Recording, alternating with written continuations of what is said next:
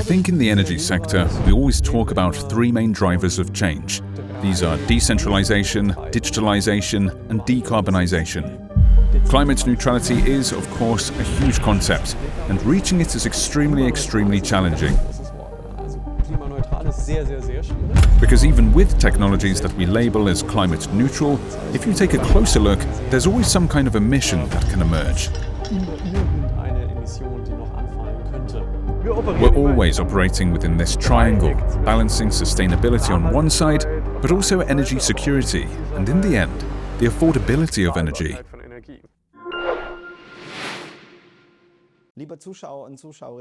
Dear viewers of the Andersen channel, we are happy to welcome you back to another interview, this time from Zurich, Switzerland, where we're speaking with Simon Weiher, Head of Group Innovation at Axpo. Simon, it's truly great to have you with us. Let's start with a quick intro. Tell us a bit about yourself and your role at Axpo. Sure. So first, for the viewers, the Axpo Group is the largest energy provider in Switzerland. We own about a third of the country's hydropower portfolio and roughly half of its nuclear energy portfolio.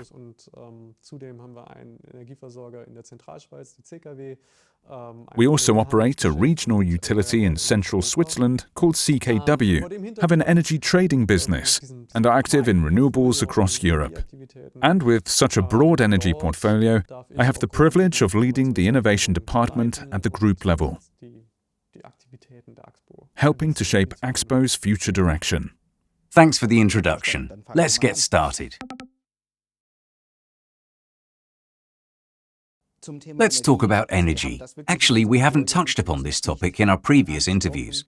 We've already covered a wide range of other subjects, but not this one. It's really intriguing that innovation seems to be the key word across so many industries. We're talking about it in fintech, manufacturing, the automotive sector, and many more. That's why my question for you is, what role does innovation play in the energy sector? Can the industry truly keep pace with others when it comes to innovation? Compared to other industries, I mean. Yes, I think yes is the short answer. The longer answer is yes, but it's much less visible to the end customer. As an end customer, I just plug my laptop into the socket and expect it to charge. At that moment, I'm not thinking about the source of electricity I'm using, how much it costs, or whether there are any stability issues in the grid that need to be resolved. I mean, electricity is kind of intangible for the end customer. You don't pay for it directly at the moment you use it. At best, you're billed quarterly, maybe through direct debit. You never really see how the costs are actually made up. So even though a lot is going on behind the scenes, it all happens out of sight, and I think that's why it's sometimes not visible enough. But the challenges are exactly the same in the energy sector as in other industries. So what's happening right now on the technology side? Which new technologies are being explored, and which do you think have real potential for the future? I think in the energy sector, we always talk about three main drivers of change. These are decentralization, digitalization, and decarbonization. If we simply keep running the energy system the way we're doing it today, or as we have been operating it over decades, there probably wouldn't be much need for more innovations, new approaches, or new business models.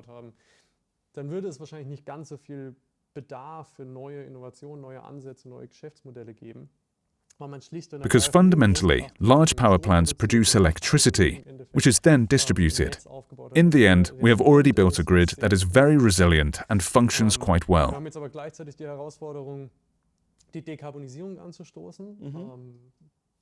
At the same time, we're facing the big challenge of pushing forward decarbonization, and this goes far beyond just the power sector. We need to involve individual consumers much more closely in the process. We have to recognize that more and more people are producing their own electricity now. We also need to consider that peak demand times may look very different, and that more consumers are connecting to the grid than ever before. Decarbonization doesn't only mean cleaning up electricity generation, it means reducing emissions in other areas and sectors as well. And this often happens through electrification. For instance, when we decarbonize road traffic that typically involves switching to electric vehicles, that means we'll be using more electricity as we decarbonize heating, both residential heating and, to some extent, industrial heating processes. This can happen through heat pumps or other electric heating devices. As a result, our electricity demand profile looks very different. And these are all factors that make us rethink how we generate, distribute, and ultimately consume electricity. In your opinion, who's really setting the pace in the energy sector? Who is the rule maker, so to say? I mean regionally. Would you say it's Europe or maybe Asia, where there's a lot happening? I guess it's Europe, simply because of its high population density and very limited natural resources. Is it constantly being pushed to find new ways to produce energy more efficiently just out of necessity? And what's your experience with that? It's hard to pinpoint that exactly. When it comes to bringing technologies to market at large scale, we really have to say that much of the progress, like the steep drop in prices for solar panels or batteries, has a lot to do with large-scale manufacturing in countries like China and others. That kind of mass production is what's made these technologies affordable, although of course it also comes with certain challenges. But the point is, thanks to that large-scale production, we now have low-cost solutions for energy generation and storage. And those cost reductions are playing a major role in the rapid developments we're seeing in the energy market. Still, I believe that energy is always something local and market-specific. What works well in Switzerland, for example, won't automatically work just as well in Germany, simply because the underlying conditions are quite different to begin with.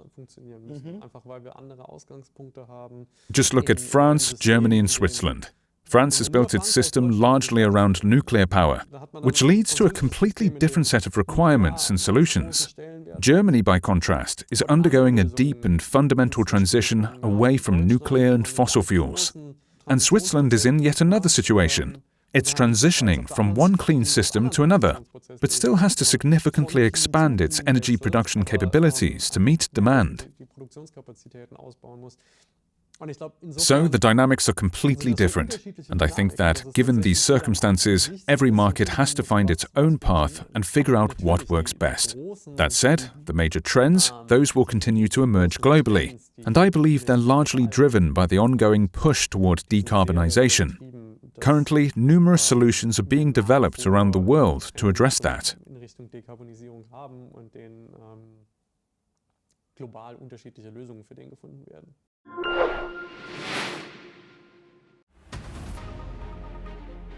The world is changing rapidly.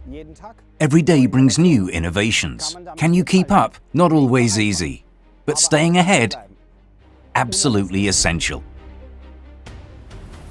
Artificial intelligence today, something even bigger tomorrow. But what truly drives your business forward? Andersen is here to spot challenges, analyze them, and solve them. With solutions that are precise and dependable. No in-house developers required. We provide the expertise, 17 years of experience, a trusted partner to leading global companies. With over 3,000 IT experts, we're ready to move your business forward. Follow the link to get your free consultation.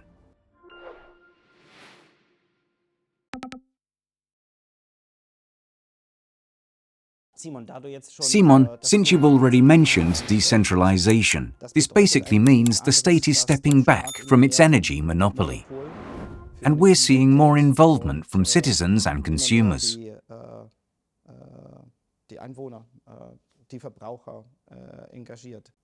So I'd like to ask, we're using more and more electricity, but how can that electricity actually be produced as cleanly as possible, right from the start? What options do we have for that?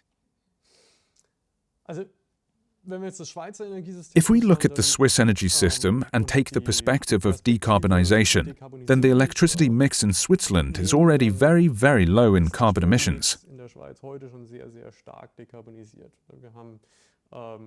Roughly a third comes from nuclear power, about a third from run-of-river hydropower, and another third from storage hydropower. The mix has actually changed a bit. Solar is becoming more present, but essentially, most of the energy sources currently in use in Switzerland are either CO2 neutral or have very low emissions during operation.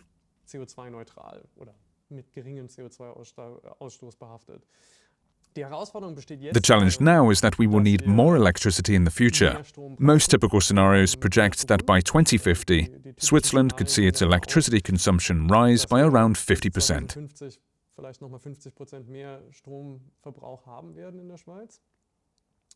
Similar trends will likely appear in other countries too. How quickly this happens largely depends on how fast we adopt electric cars and how rapidly heat pumps are installed across households and industries. How much additional demand comes from data centers? That alone can lead to a significant increase in electricity consumption. So basically, we are facing an electricity gap that must be filled in the coming years.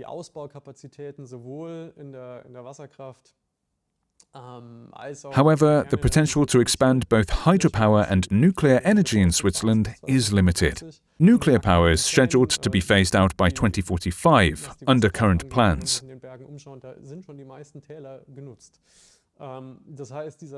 When it comes to hydropower, if you look at the mountains, most of the valleys are already in use. So we'll have to address the additional energy demand through new technologies and other types of energy generation. The classic and probably most promising approach currently in Switzerland is to significantly increase the use of solar energy.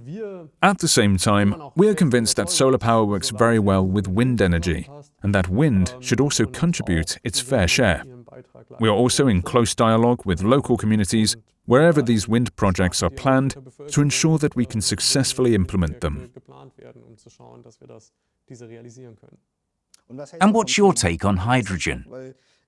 Right now, it seems to have a pretty isolated application. Mostly, hydrogen is being researched and discussed in the automotive sector. Are there any working approaches to using it more broadly or producing it cost-effectively? Yes, that opens up a pretty wide field. First of all, when we talk about production technologies, hydrogen itself isn't a primary energy source. It is an energy carrier. That means we first need a certain amount of electricity production to generate hydrogen. Most scenarios, especially those looking toward 2050, including various academic studies and our own projections at Axpo Power Switcher, assume we'll need to cover this so-called winter gap. This is because if we rely mainly on solar power, we generate significantly more energy than we need during the summer months. But in winter, the demand is higher than what solar alone can provide.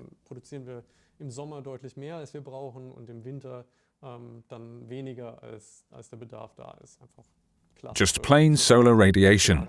Just look at what we have today. If you go out, you'll see right away how little sunlight there is. And there are different ways to close this winter gap, but they are actually far from cheap. The cheapest option is probably importing energy, but that has a certain political dimension. So the big question is, how much dependency on energy imports are we willing to accept, if any at all?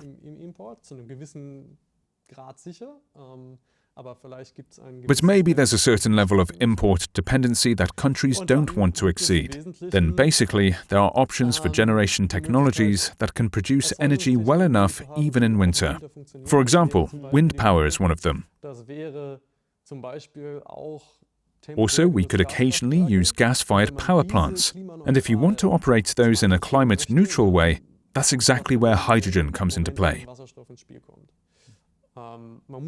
However, you have to realize this is an extremely expensive undertaking. Producing and storing energy in the summer so it's available for use in the winter is likely a case that will require government regulation. We need to create a market for this kind of solution. But this is definitely one of the fields where hydrogen could find real application. Though, of course, it's a field that's still very, very far in the future. Until then, the most realistic use case that we see is to replace the hydrogen that's already in use today with green hydrogen. Hydrogen itself isn't new.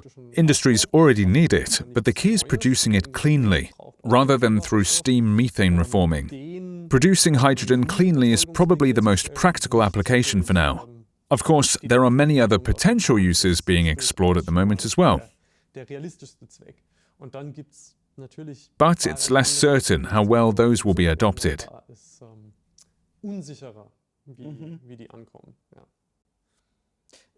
Now, let's talk a bit about heat pumps. How viable is this technology for the future? I know there have been numerous debates about using heat pumps, especially in Germany. I also know that many people aren't actually against them. Still, they are concerned because the upfront costs are quite high. So, does this technology really have a future here in Europe?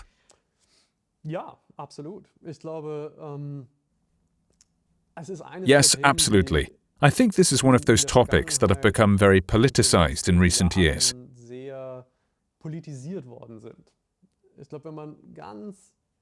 Still, I believe that if you look at it calmly and ask yourself how to produce heat in the best and most cost-effective way, and if we exclude the option of cheap gas, either because we don't want it anymore or simply can't use it anymore,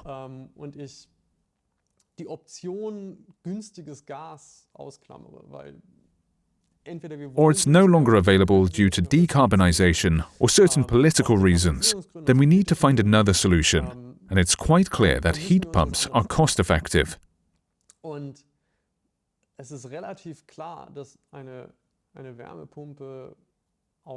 Sure, there are upfront costs. You can't deny this fact, of course, but they still seem to be the most attractive solution for heating buildings among all the options out there.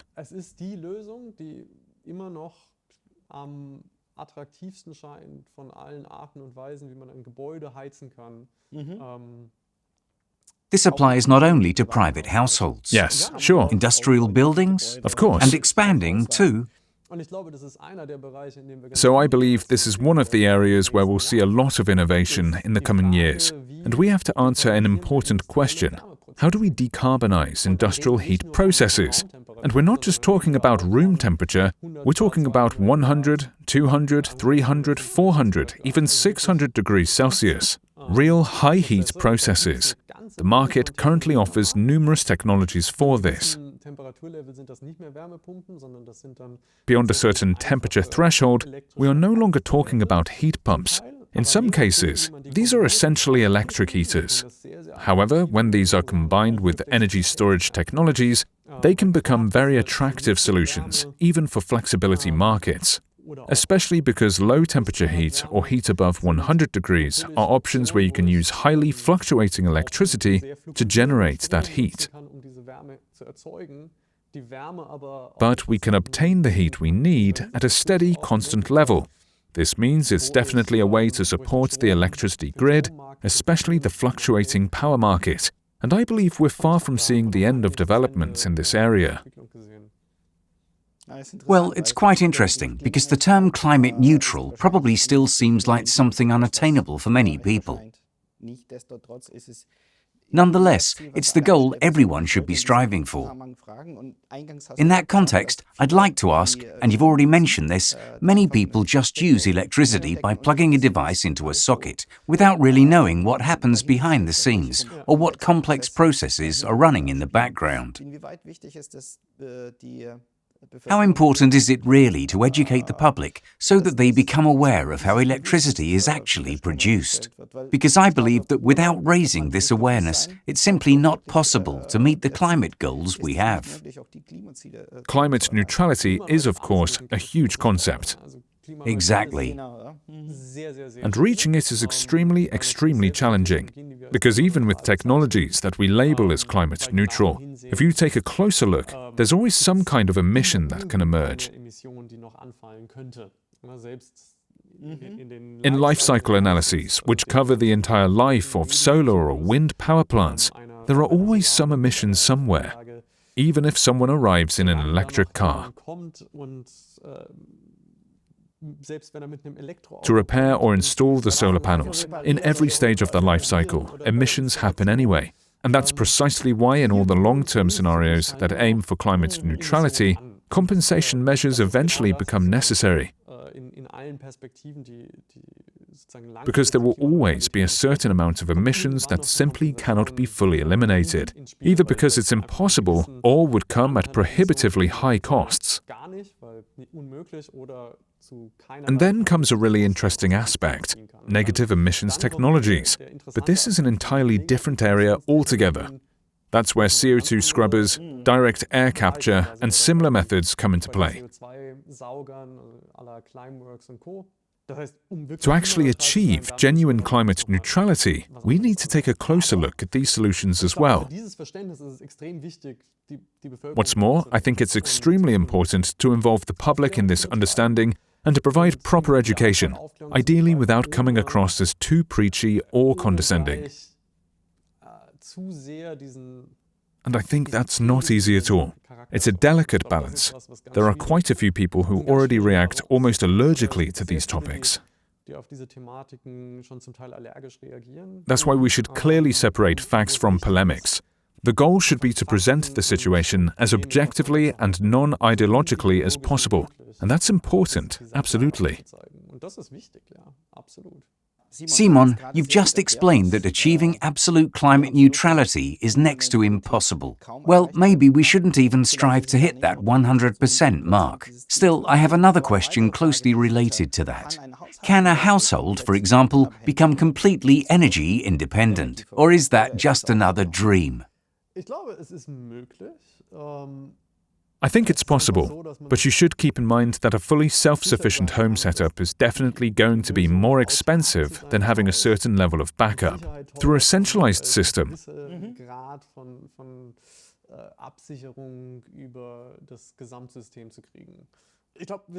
I think we already have plenty of households where people have installed solar panels on the roof, have an electric car in the driveway, a heat pump in the basement, and maybe even some form of battery storage.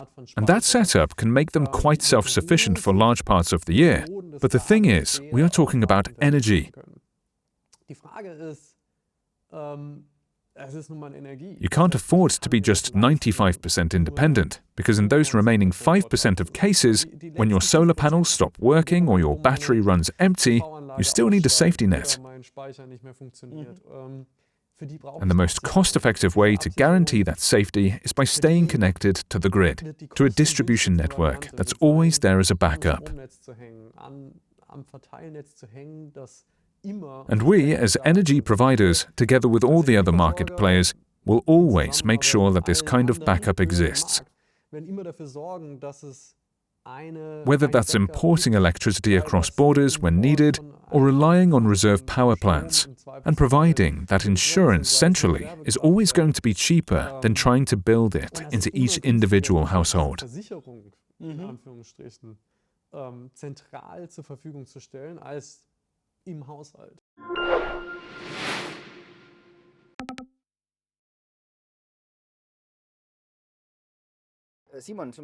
Simon, here in Switzerland, what kind of calculation model is used to determine electricity prices, given that the weather plays such a big role, as you've mentioned? How does that model work, especially regarding the planned or expected demand from private households, or overall? It's not really a fixed model as such. Instead, we have energy markets. Electricity and gas are traded on established energy exchanges. And everything, from weather conditions to the availability of raw materials, influences how those prices develop, especially day-ahead prices on the market. It's a very dynamic system, but also open and highly transparent. So that means that for energy companies like Axpo, for instance, profits are also one of the key factors in operating within a market economy. So it's not just about energy security. Economic efficiency is also one of the main priorities. We're always operating within this triangle, balancing sustainability on one side, but also energy security, and in the end, the affordability of energy. We're trying to find the right balance within that energy triangle, as we sometimes call it. Yes, exactly. That's actually one of the main tasks that energy providers are facing these days. Yes. Are there situations where consumers reject certain things or initiatives? Or perhaps, have you heard some complaints or objections from people saying something like, well, that's too expensive, or we don't want this, or we've already seen something like this before? I think the Swiss model is very, very transparent. We have public referendums on all kinds of issues. And these are held not just nationally, but also on the local and cantonal levels. And I think there are a few things worth highlighting in this context. At the national level, we passed the Electricity Act, and that with a strong majority. 69% of Swiss citizens voted in favor. 69. Yes, 69% exactly. They support the transformation of our energy system toward net zero by 2050. The law sets clear milestones along the way, particularly in terms of expanding renewables and enabling local energy solutions. Like community-based energy cooperatives.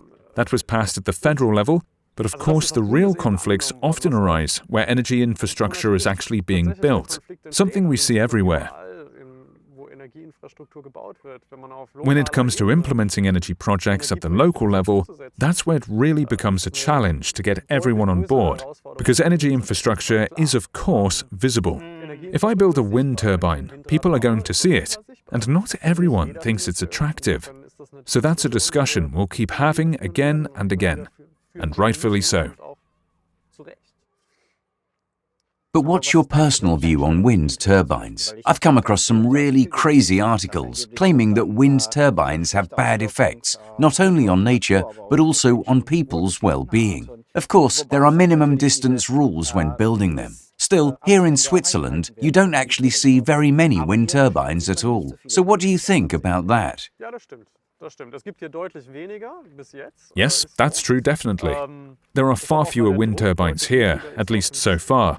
I think that's because the pressure on the system is much lower. In Germany, there's a much larger fleet of power plants that needs to be replaced, and faster too. Here in Switzerland, as we've already discussed, the energy mix today is nearly climate neutral. It's reliable, and it really works. We haven't had to replace coal and gas power plants at all costs, throwing everything into alternative generation technologies. Naturally, the pressure here has been much lower, but even so, when we talk about renewable energy sources, wind power really stands out, especially because it can generate electricity in winter, when solar output is typically low. It's not just more reliable in that sense, it also tends to be more economical in terms of its generation profile. In our simulations, onshore wind, meaning turbines built on land, is probably one of the most economically attractive options to build. So there's still a lot of potential in the years and decades to come. Absolutely. And personally, I don't mind seeing a wind turbine, but I fully understand anyone who does have an issue with it. Well, it's clear. It's a very visible symbol of today's energy transition, and that makes some people uneasy. We need to acknowledge that. We need to take those concerns seriously. And educate, educate, educate. Exactly. Educate, educate, educate.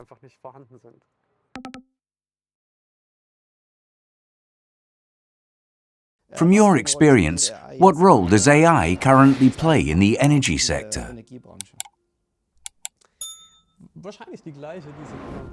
Probably the same as it plays in other sectors and industries. I think we should look at it a bit separately. I think there are areas within corporate functions, such as HR, finance, procurement, and so on, where we face the exact same questions about AI as other companies do. And naturally, this always comes with the condition that the governance framework around AI is designed in such a way that it fulfills all the necessary requirements regarding cybersecurity and data security. This is very important, and our relevant departments in the company did their homework very quickly to ensure that no one feeds any AI tools with our company data on their own initiative, but rather that we have a system where intelligent tools can be used within a protected framework, in an enterprise setup. I believe that was a really important first step, and we have already accomplished that. Beyond this, the question is about energy-specific applications. What we see most right now is definitely related to data usage. There are many use cases involving prediction, forecasting, and improved forecast accuracy. This is especially true for both the demand side and the supply side. Meaning, for example, predicting how much solar power will be generated the next day, or how much wind power will be produced. Of course, there are already statistical models available. There are also weather models for such purposes.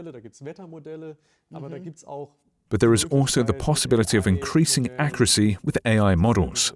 And on the demand side, it's about better understanding. When consumers use how much electricity and when the power needs to be available, if we take this approach, we can balance the system much better, and ultimately, we can save costs that arise when the system becomes unbalanced. This is a pretty classic use case. There's also a lot of startup activity happening in this sector at the moment.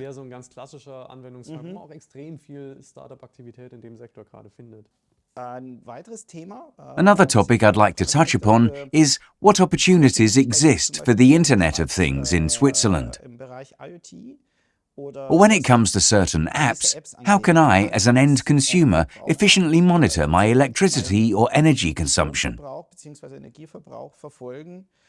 Or maybe even partially adjust it?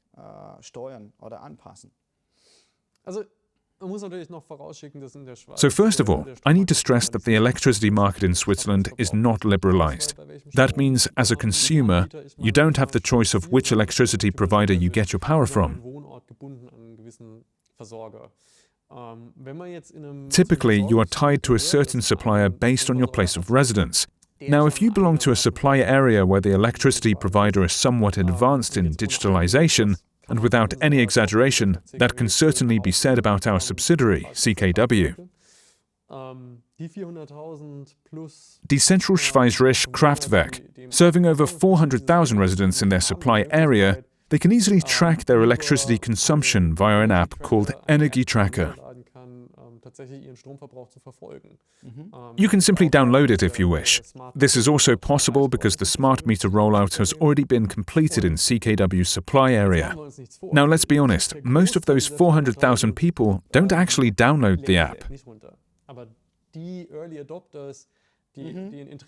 But early adopters, those interested in monitoring their electricity use and learning from certain patterns, do engage with the app.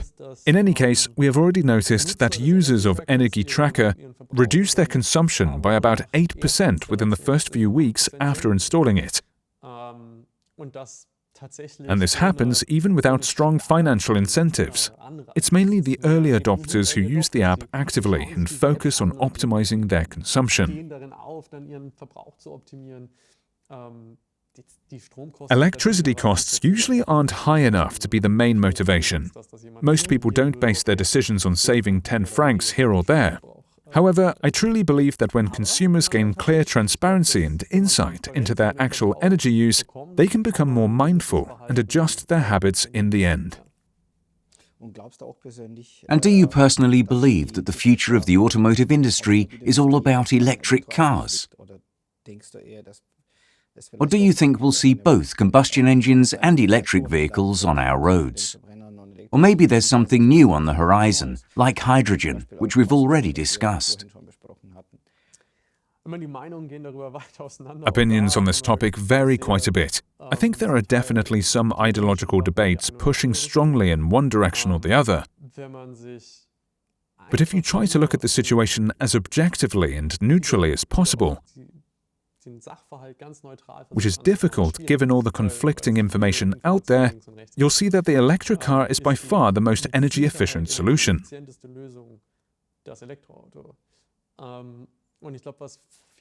And many people still don't fully take into account the huge technological advances still ahead of us.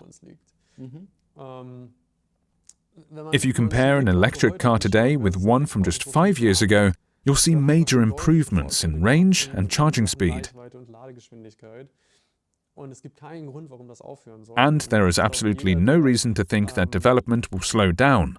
So anyone who looks at the current state of electric vehicle technology as a fixed reference point for what things will be like in 5 years, and who still believes combustion engines will maintain a big advantage, will probably find themselves surprised when they look around in 5 years' time.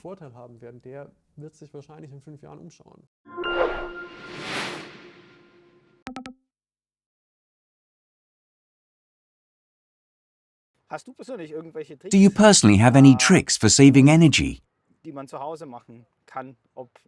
Something people could use at home to save energy or run their household more efficiently? Tricks, huh? I don't think we're a very good example when it comes to that. With 3 kids, there's just a lot of laundry. That's true. The laundry has to be done by the next day, so the dryer has to run. I'm afraid we're not exactly a model household when it comes to energy efficiency. What we do try to do, though, is schedule big loads or peak usage times when we think it makes the most sense, depending on the situation. I mean, we currently live in a community where electricity prices are lower at night than during the day. So you can simply adapt by running energy-consuming appliances mostly at night, and I think this really shows how important it is to give consumers full transparency about when electricity is cheaper to use and when it's better to save.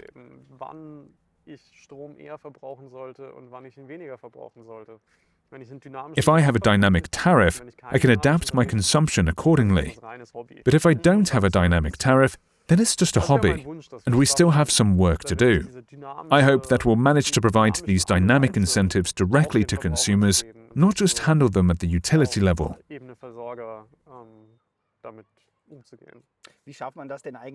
How should we teach our own kids such important habits?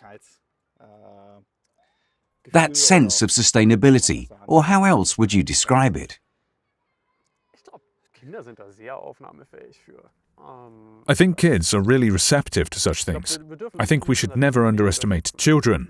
They have a sense for it. They understand even with the simplest examples, like how to deal with waste. If they get clear rules and explanations about what's important and what's not, then it's actually the kids who are most likely to point the finger at us. So parents should follow certain rules, and kids will then automatically adopt their habits. Exactly. And they remind us of the rules we set for them. I think children are the ones most likely to point the finger.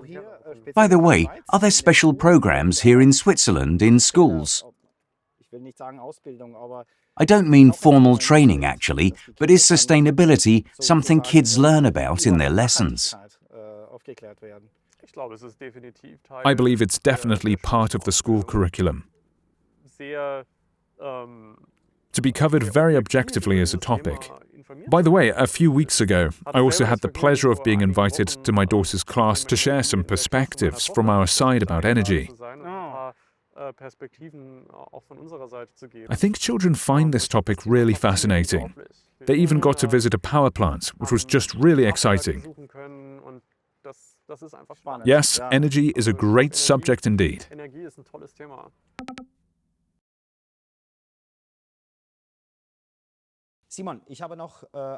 Simon, I have a few quick questions. They assume you can answer briefly, but if you want to give a more detailed answer, you're welcome.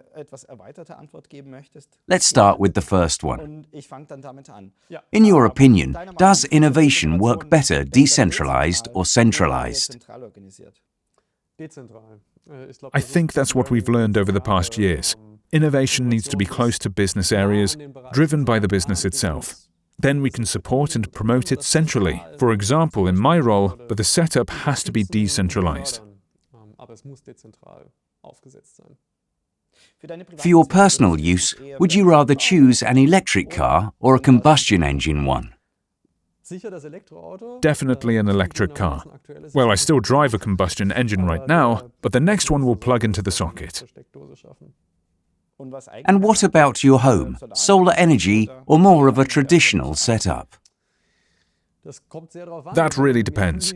We live in a multi-family building, so you don't exactly have the autonomy to decide on solar panels by yourself. But like you said, it's always a mix in the end.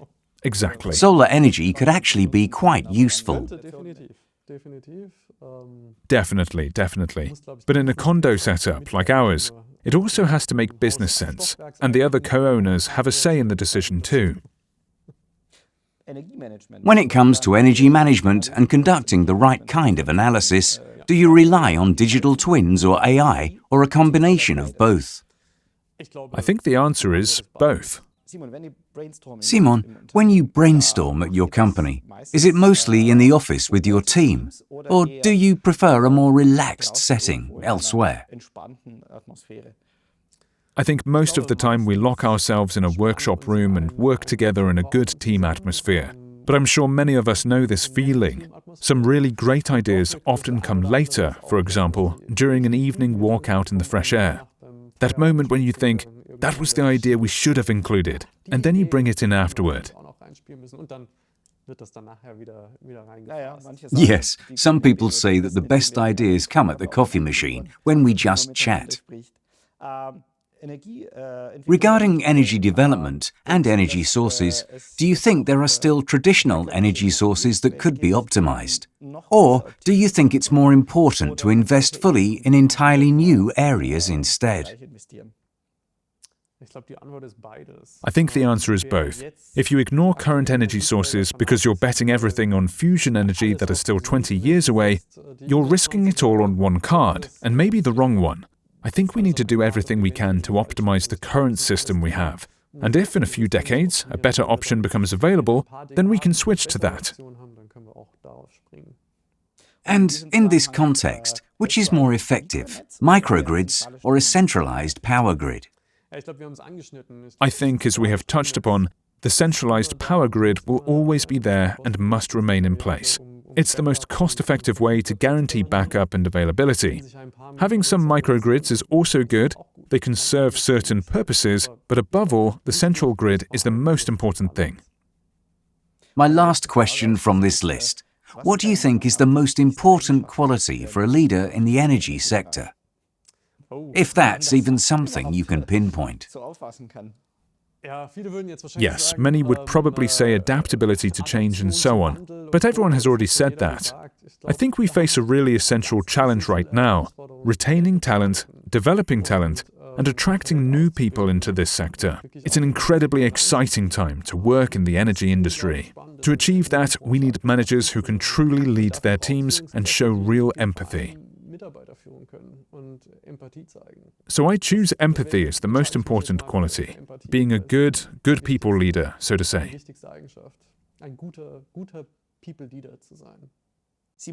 Simon, thank you so much for your time and your answers. I think most of our viewers now have a much better understanding of all the complex processes involved when they use a kettle or plug in a vacuum cleaner at home. It's all much more complicated than most of us might imagine. Thanks again for sharing your thoughts. Thank you.